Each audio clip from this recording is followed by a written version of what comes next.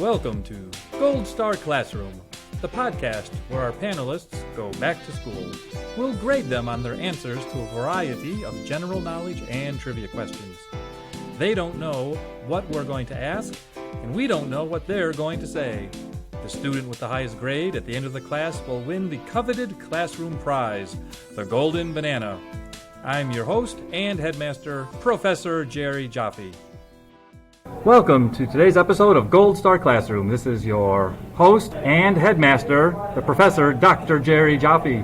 We're recording today's episode at Toltz Place in Mentor, and is part of the Cleveland Comedy Festival 2013. Woo! Woo! Yeah! It's my pleasure to introduce today's students. Sitting immediately on my left is your leg. is the formidable Dr. Andy Meredith. Hello, everybody. Thank you. Sitting on my right is a comedian from Columbus, Justin Golak. Thank you, Professor. Thanks for having me. Oh, thanks for attending class today. No problem. Attendance is the first goal of a good grade. Nice. You won't pass if you're absent. Nice. Sitting directly across from me is the comic book collector, Rob Coleman. Yes. Superman is dating Wonder Woman in comics now. Check it out. It's awesome. The world is perfect. Well, it's a waste of a good lasso, though, because Superman never lies. Well, Wonder Woman does. Well, she does now, apparently. And on my far left, Ohio's dirtiest comic and host of Mohammed Radio, Jeremy Shear. That's me. Hi, everybody. He smells good, too. Yeah, for once. I hope that translates over the radio, Jeremy's aroma. Television. I once had a girl hug me for an inappropriate amount of time because she said I smelled like incense. So. A romantic and tender moment. Yes. Minus 5 points for over sentimentality. Despair. Now, welcome to today's class. It is my job to ask you a range of questions across the great breadth of human knowledge, and by your answers, not by that, Dr. Meredith, I mean the accuracy of your answers, you may or may not receive a good grade. It's not just how awesome my answers are. Definitely not. Because awesomeness and truth are synonyms. Speaking of answering and questions, our first topic is sort of apropos, if not ironic. I wonder who here can tell me actually what trivia is. Trivial. Yeah, that's what my answer is going to be. So I'll BS comparison of knowledge of quirky facts. I'm going to say minutia. Minutia, trivial, quirky, comparison. Mr. Coleman, would you like to contribute to the conversation? Yeah, sure, absolutely. Trivia is like Activia, but it's less sweet. I don't have a clue. It's probably Latin or something like that. Everything is Latin. Finally, someone has said something constructive. The word trivia comes from the Latin word trivium. Exactly. Oh, well. Which means what? What do you think it means? Don't you know means your Latin really root words? Trivial. It means really bad band from Colorado.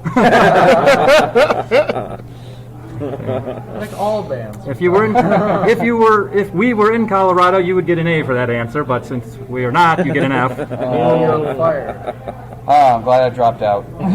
You've probably heard of tricycles. Yes. Can you think of any other words that start with TRI? Tri-C. Triumvirate. Trimester. Trimester. All of which mean All important if you get a girl pregnant. depending on your state law. yes. Triclide. 3.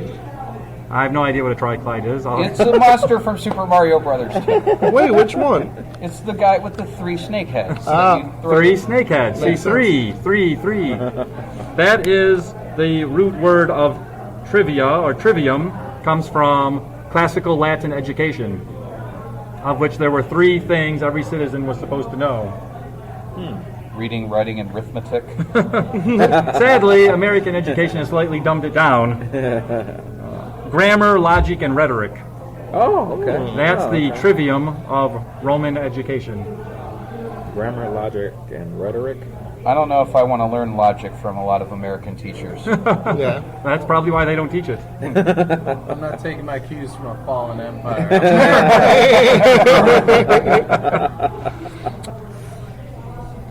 Well, in medieval Latin, that foundational education was considered very important, and we already had the phrase, which all of you have heard, and some of us have paid for, liberal arts. And you'll never stop paying. Never. You can't get rid of it. It's okay.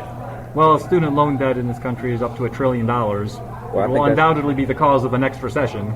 And you can't get rid of it even if you go bankrupt. I wish I would have just got a credit card and went on vacations or bought a car. There's got to be a much cheaper way to get drunk than going to college. There is. There's any other way. It's called being a woman. Well, somebody didn't have a liberal arts education. What does the word liberal in liberal arts education mean? Freedom. Very close, but freedom, yes. Liberal, not as in the political Obama. sense. Yep, I got 1 second ahead of you on that. Is it from the Dr. Latin Meredith. word liber? Yes.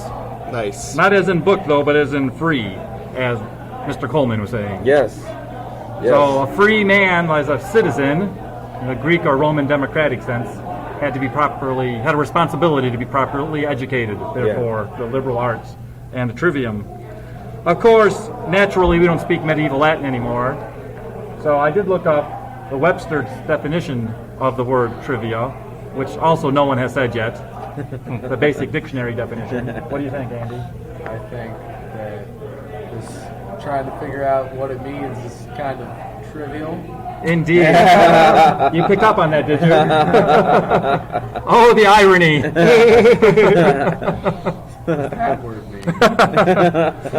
That'll be in the next class, don't worry. Is the Webster's Dictionary useless knowledge you spit out at bars to win tabs? No, but yes. The most basic dictionary definition of trivia is unimportant facts or details that are not well known. Like my daddy. Daddy is. See, that's why I always thought that the term Bible trivia was kind of it's like you're saying the same thing twice. Biblical trivia. It's kind of redundant. Plus 10 points for speaking the truth. I read my Hey, kids hey. the Bible That's- every night. They're out like a light. Can't even get through Genesis.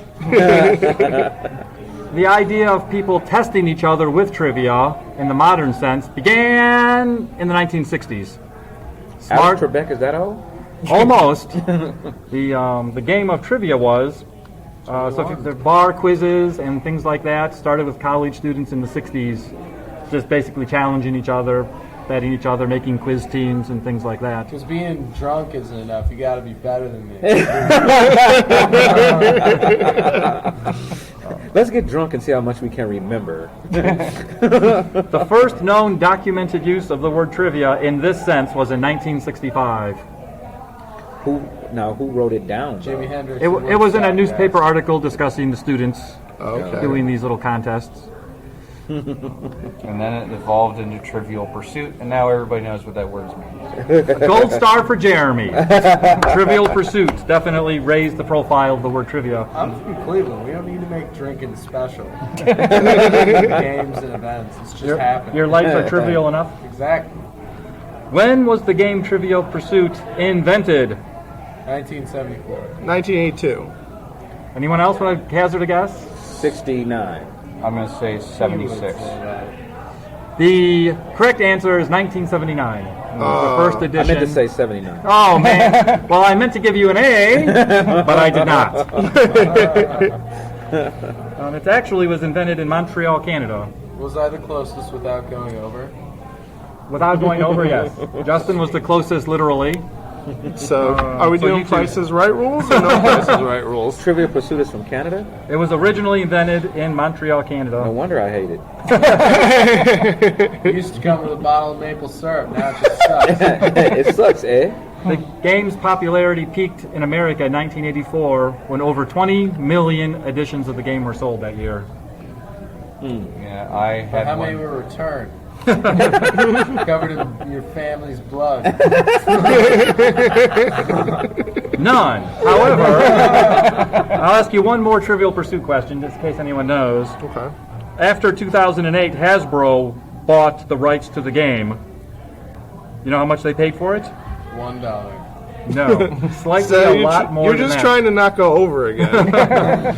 I would say $5 million. $5 million. No, not in that. Are you talking about the 80s? No, just in 2008, Hasbro bought the rights, the full, complete rights to the game. If it's in the year 2000, everything is just way inflated. They probably played $100 million or something ridiculous like that. I'm going to say $450 million. $80 million Yeah. was what they paid for it. Closest to that stupid. go. No, wait, what You was could buy the it? Browns, or you could buy Trivial Pursuit. How much was it? 80 million. I said 50. Oh, you changed yours to 50 Yeah, and you one. changed yours because you're a rebel. All I right. have more than one answer because I'm Dr. Andy Meredith. That was trivial of us. I'm reviewing my grade sheet right now, and I'm reminded of the famous Shakespearean quote, "To be or not to be."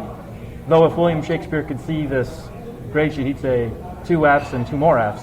So, which is not as poetic, but would be scientifically accurate, or mathematically accurate. I'm just glad that you're sexier than the woman on the weakest link. Although we do wear the same glasses and have the same haircut. I was saying, not since you cut your hair. Let's turn our attention to sports. Okay. Change of pace.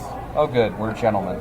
We are gentlemen, and this is a bunch of gentleman's athletes, sport. a bunch of comics that suck at sports are going to talk about it. Ooh. Oh, it's going to get better, don't worry. We're comedians because of our love of sports. Exactly right. This is Olympic history. Actually, Okay. I might do well at this. Well, you won't.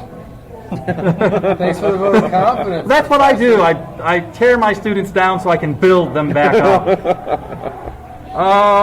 So here's a question. As you know, every Olympic season, the sports can change. And in the early modern Olympics, 1900 and so on, there were some different sports that we don't even have in the Olympics anymore. The sport, not that famous in America, but internationally very famous, rugby, used to be an Olympic sport. So was painting. I kid you not. I am skeptical of that Early response. 1900s. Painting was an They haven't Olympic done sport. rugby in the Olympics for many, many years. It's coming back, right? A modified version, they call it The Rugby Sevens. sevens, yeah. But the full-on rugby hasn't been played for 70, 80 years. My question, though, is, here's the question. Therefore, what is the current reigning Olympic gold medalist in rugby? New Zealand. Hitler. You said Hitler. I was surprised that Dr. Meredith didn't say New Zealand and won. Well, I get 2 answers. There, New Zealand and 1. Wait a minute. Who's the last rugby? gold Olympic medalist? rugby team to win the gold. And when did they get rid of rugby? Well, I was going to ask you that, but I can tell you it's 1924 was the last time God. rugby was an Olympic sport. Well, I can tell you it wasn't the Austria-Hungary. Ethiopians. Snap them like It twins. wasn't Ghana. Definitely not Ghana, Ethiopia, Hitler, or whatever Jeremy just said. Austria-Hungary. Austria-Hungary. It also was not New Zealand. Was it Australia? In the early modern Olympics, Australia and New Zealand fielded one team. Oh, The okay. Australasian team. And It's called and they Who did Cares? compete. I care because I care about all of human knowledge. You're an American now. You don't care about me. But you have stumbled upon an important clue. Being an American, I do care about who the current reigning Olympic gold medalist in rugby. States? The United States is the Oh. current reigning Olympic gold medalist in rugby. Again, suck it, Kiwi. There were hipsters in the 1920s that played rugby. Hipster rugby? You didn't know about How this? do people survive that?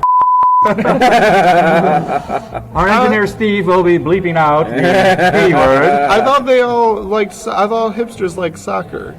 Hipsters like soccer, but hipsters that do actual drugs like rugby. Because I always thought soccer was like the vinyl of sports. Like as people are into it, just It's a better sport, but who cares? exactly. There are a couple of other interesting bits of trivia that come out of Olympic rugby. One is the leader of that U.S. team, who was called Morris Kersey, won several medals that year, and he's one of the few Americans to have won multiple medals in completely different sports? Rugby, painting, and track. Here we go with painting again. It's real. They did it. Did you train for He that? did rugby and he won medals in track, several track events. Not, however, painting. I may paint a gold star in the middle of your forehead if you say that one more time. Jerry, I don't think it's appropriate for Jews to be painting gold stars. I always thought that makes sense, but also that's why I don't watch the Olympics, because I don't really think most of those things aren't sports. They're just competing in things you do in sports. Like good job, Usain Bolt. Maybe catch a football and you can start making some real money. But it's like anyone can just run fast in a line. Shooting is ridiculous. Too. Yeah. No, ping pong. Are you serious? And badminton. I mean, like Asian culture loves these sports and are awesome at it. Just give them the gold medal when the Olympics starts. Badminton can go at over 200 miles an hour. Whoop-de You hit that. do. Speaking That is of the word. Usain Bolt, that does remind me of my last piece of Olympic history trivia. The first team to win the rugby at Olympics was France in the year 1900. Then they surrendered. Olympic gold medal. Used, never worn. That team had the first colored athlete to participate in the Olympics. Rob told me I'm not allowed to say that word. Is the question what color was he? There's a race. Photo finish on that joke. You owe me a beer. It was a race, it was a color. What was it, people? Let's sort this out. And that black athlete also won a medal in another completely different sport, and this was a real Olympic sport. Dr. Meredith, not painting, but tug-of-war. Tug-of-war? Tug-of-war was an Olympic event. Wait, Yes, it a was. black guy didn't win in track. I can't explain the anomalies of history. Well, he's a I can only. Frenchman. He probably still married a white woman after the Olympics.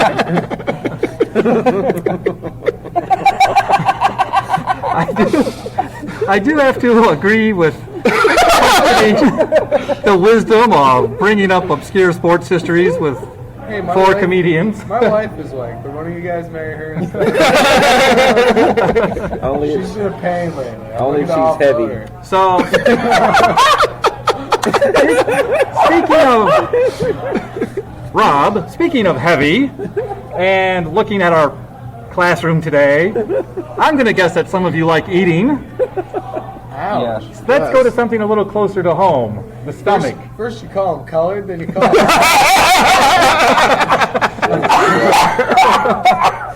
And this is Obama not the president. This is audio too. People wouldn't even have known if you didn't point it out. It's just mean. Hello, Obama. Is that one of those phones he gave you? Yes.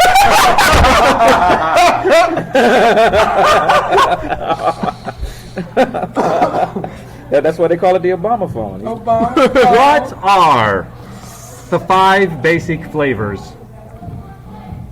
Salty, sweet, bitter.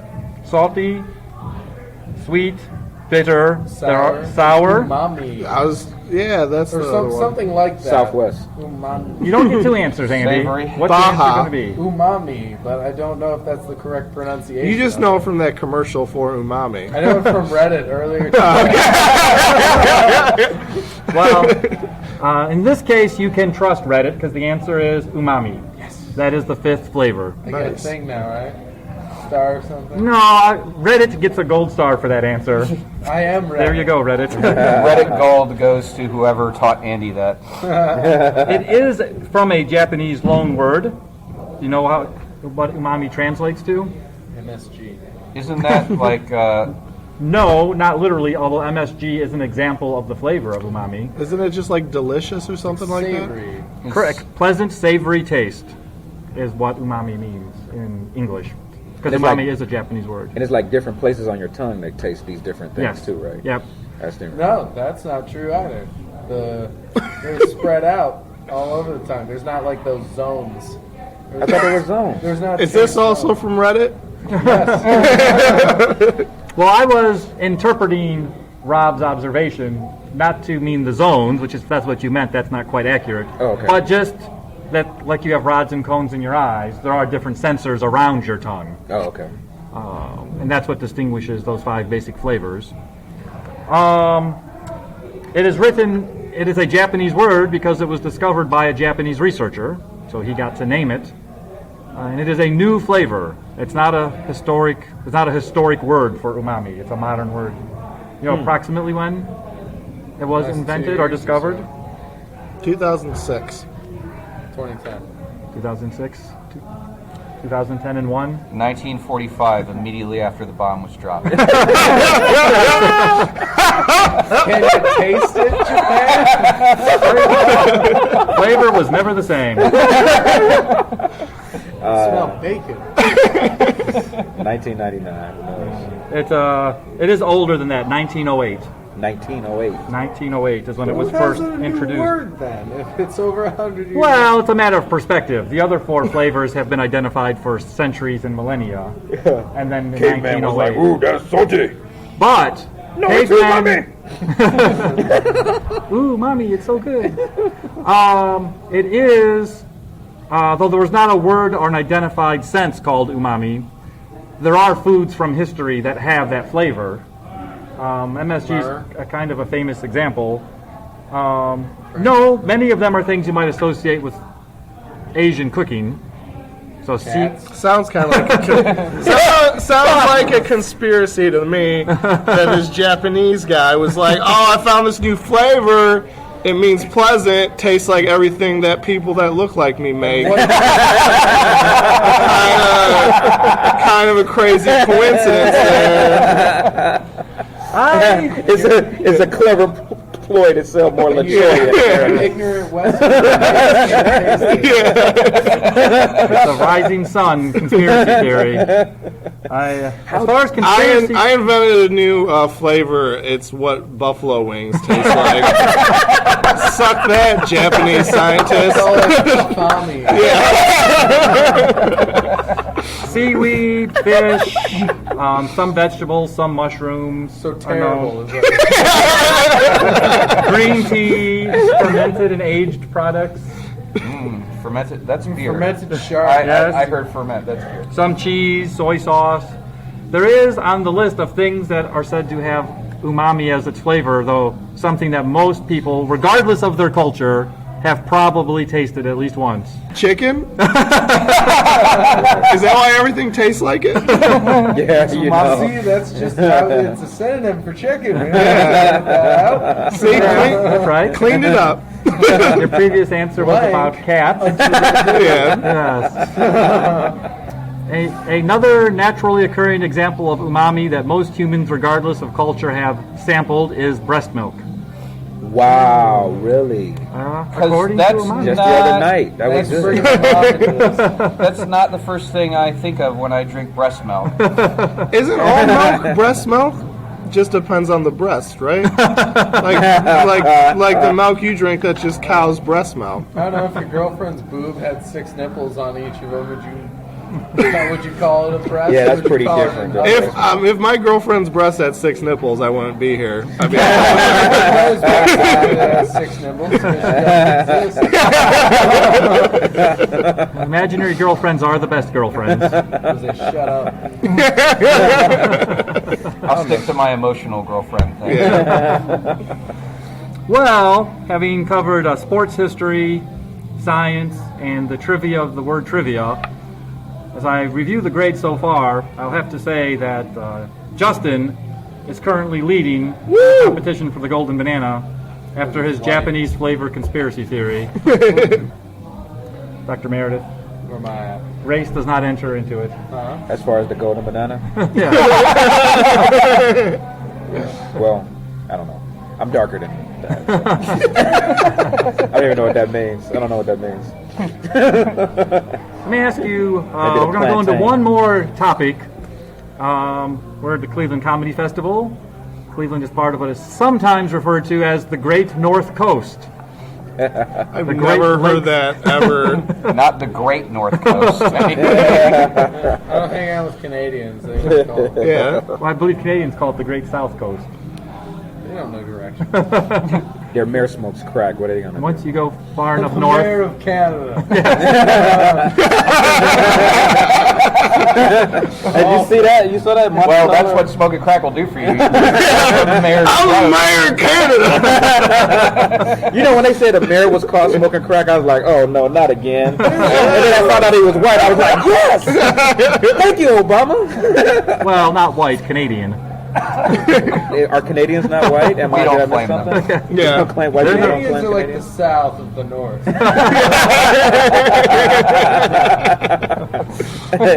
Hey, I'm black. If it looks like a duck and quacks like a It duck. looks like a duck and talks like a white person. So, speaking of the Great North Coast, me being the only one who's ever heard that expression before, my question would be this. What do you know about the Edmund Fitzgerald? I know it's a really, really bad song by Gordon Lightfoot. You both scored points because you're both correct. I don't know. Great beer. You've heard of either the song or the ship before, haven't you? I've heard of the beer. Sunk in the Battle of Lake Erie, right? No. No. It did not sink in the Battle of Lake Erie. Well, I'm gonna sing it. Starting a new battle. What is it, the Gordon what?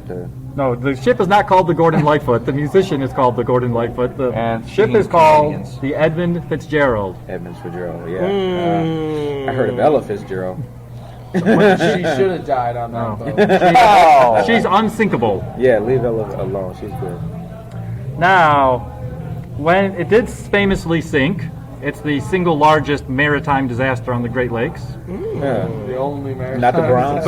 Oh, another joke race. Oh, did I get that? Clearly beat me there. That one wasn't even close. No.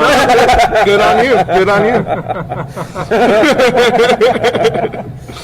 Speaking of the song, which of course elevated the fame of the maritime incident, the song has several historical inaccuracies in it.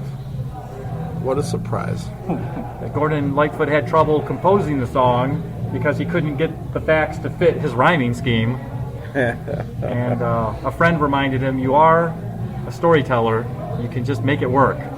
So he made little the changes. Eminem of his day. The song, The Wreck of the Edmund Fitzgerald, reached number 1 on the Canadian charts. How high did it reach on the American Billboard? Number one. No way.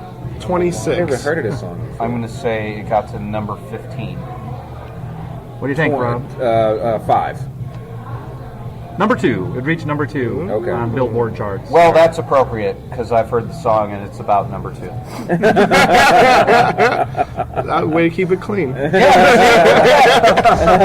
Jeremy Shearer would be the one to keep it clean? on the how is this? I am keeping it clean and Andy Also, somehow you're the one with restraint. So it's a whammy. I have a bad feeling that if I keep asking you questions about the Edmund Fitzgerald, we're just helping you destroy your own grades. But Wait, was it a passenger ship or was it like a warship? What kind of ship was it? Yeah. it was a transport ship. I'm actually that straight up interested in that this. carried. Thank you, sir. It's interesting. Plus 5 points for an appropriate level of brown noting. What do I get for an inappropriate level? Well, we don't know. I think your nose would smell like number 2 at that point. It was a transporter. It mostly carried iron ore. And it traveled the lengths back and forth on the Great Lakes, picking up ore in Wisconsin and then delivering it in ports around Lake Erie. Or was it? Yes, it was. Did you say picking up ore? Yes. Okay. I thought it. You left the W off. That was one of the historical inaccuracies, is that according to the song, the ship is heading to Cleveland when it sinks. But in fact, it was heading to Detroit when it sank. No one's going to Cleveland. Well, there's no surf in Cleveland, USA, which is a much better song. What sunk it? Like, did somebody attack it in Lake Erie? It sunk in a great. question. Does anyone know what sunk it? The Nessie. I'm going to say a The bunch great of merchant planning. marines were drunk and started a fire in the engine room. Somali pirates. Mike Brown was the captain of the ship. I don't know. There was a great storm. It was lost in a storm. I believe the song refers to it as a November gale or November rain. storm.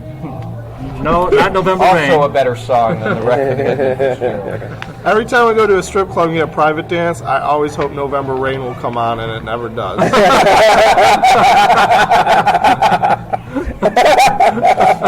go to the right club, you can make them. All comes on this Bands Maker Dance, huh? Yeah. Juicy J. I just want Child in Time. That's 10 minutes. The International Lover, Prince. there are other historical inaccuracies in the song. Okay. There is a reference to an old cook, but in fact, the Edmund Fitzgerald had a replacement cook on that voyage, so it wasn't the ship's old cook. And that was Ella Fitzgerald. Ella Fitzgerald can cook. That I've was never known her to cook. Cleveland native Chef Boyardee.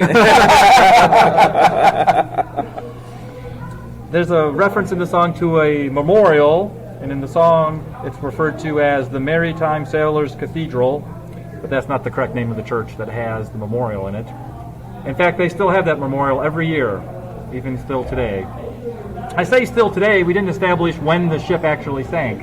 Does anyone know when the Edmund Fitzgerald sank? 1918, No. You sounded so confident. 1919, 1920. 1895. No. It was much more recent than that. Much more recent than the discovery of umami. 1950. I'm going to say 1971. 1960. 1975. Jeremy's answer is the closest. Okay. When the ship was commissioned, it was the largest transport ship on the Great Lakes. That oars could get on. That or Fat lot of good that did him, right? is over 700 feet long. It is quite massive. Size doesn't. Now it's 700 feet tall.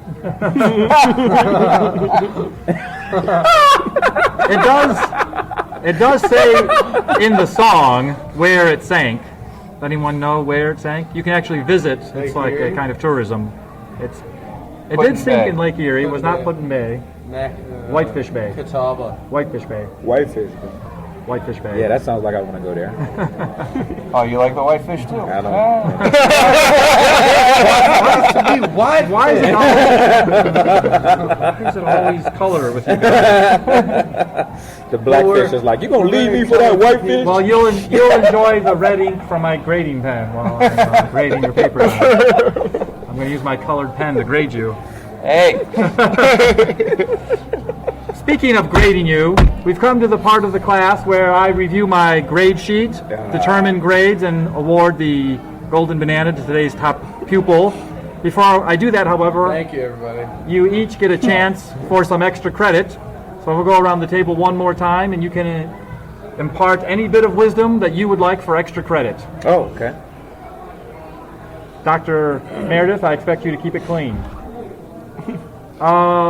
Justin, would you like to? Bleach? Oh. I thought you were gonna go for it. Anything about anything? Yes, this is just extra credit, open field question. Oh, man. Tell us something interesting, or ask a question, or I remember, speaking of great ship battles on Lake Erie or great ship things, I went to Put-in-Bay last summer, and I learned about Commodore Perry and the battle he was in from a dude who had clearly been burned severely recently on half of his body, so it was real hard to pay attention, but I learned a lot. Can you tell us both one about thing you learned about?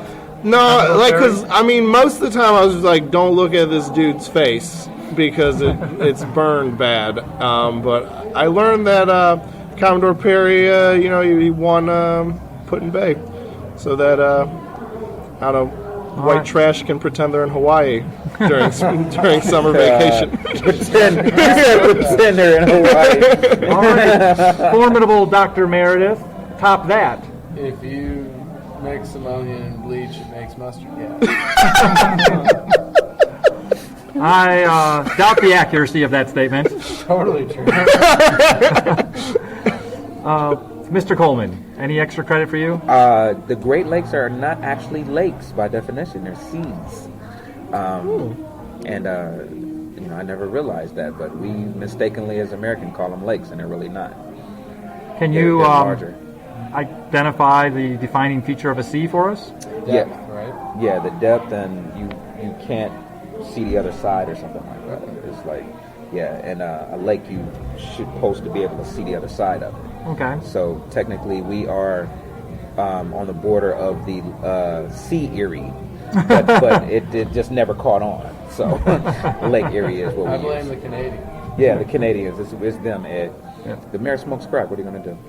Right up there in Canada. Mr. Shear, any extra credit for you? Umami is actually, the word came into effect when the inventor actually tasted his first Canadian lady parts. Pickled moose knuckle. And after which he immediately invented MSG. Try to make the pickled moose knuckle taste good. Well, after adding in your extra credit and calculating all the grades, I've determined that Dr. Meredith is not winning the Golden Banana. I gotta start there. Why can't Jeremy- someone else just win? Why you gotta I was looking at you. Jeremy is not going to win the Golden Banana, though afterwards he'll think that he did. Yeah. It's down to me and you. Well, let's do it. Justin did have the highest numerical grade, but after we put in the Obama fudge factor, I have to give. You're giving a black guy a banana. Good for you. affirmative action. Oh, you liberal queer. Therefore, today's Golden Banana goes to Mr. Rob Coleman. Hey. Thank you very much, and congratulations, Mr. I Coleman. appreciate that. That leaves it for me, your host, to thank you, my guests, Justin, Rob, Jeremy, and Andy, Dr. Andy. for coming to today's episode of Gold Star Classroom. I'm Jerry Jaffe. Thank you. Thank you. All right, thank you. Gold Star Classroom is written and produced by Jerry Jaffe. Our producer and engineer is Stephen Gutierrez. Original music composed and produced by Jeff Geddert. Mr. Geddert is also our assistant producer. All commentary and opinions expressed by guests of Gold Star Classroom are meant for entertainment purposes only. For Gold Star Classroom, I'm Jerry Jaffe.